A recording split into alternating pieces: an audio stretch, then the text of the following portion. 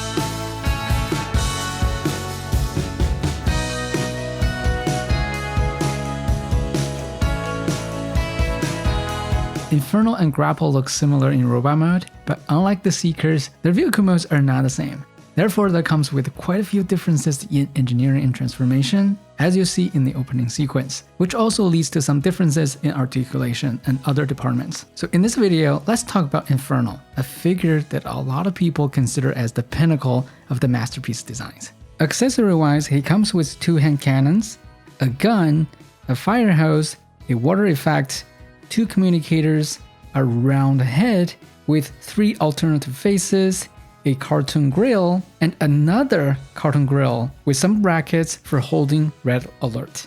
Talking about unnecessary accessories, I think this one should be in the top list. The vehicle mode is actually better than Grapple. You can feel that very obviously. First, there are 2 pegs around here and 2 pegs around here to fix the arm and the legs in this unity of this body of the car. So this car feels like very solid, nothing wobbles. And as you can see, all 6 wheels are touching the ground and roll. It just feels very solid, very nice.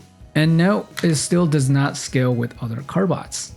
Inferno's articulation is actually better than Grapple's, and in some cases, a lot better. Let's go through it. The head goes 360. And not like Grapple, Inferno can actually look down. This is something that Grapple doesn't have. And of course, the head is still in the box. It has limited up, no downward, and very limited side to side.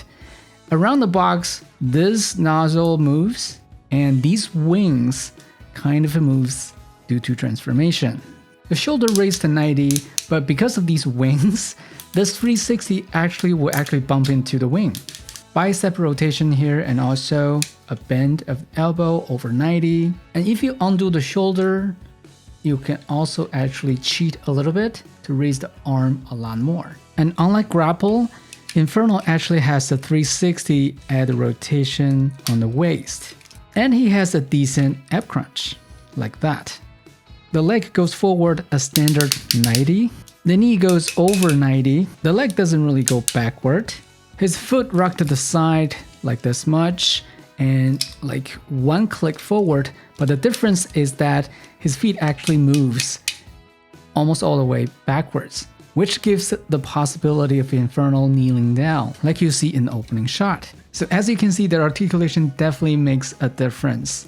Inferno can pull off some quite dynamic poses, like looking down, kneeling down, rotation of the waist. It really makes this figure more articulate. But for Grapple, his lower feet is very clunky, very thick lower leg. His feet doesn't really move as much, his waist doesn't really rotate, and his head can only rotate horizontally.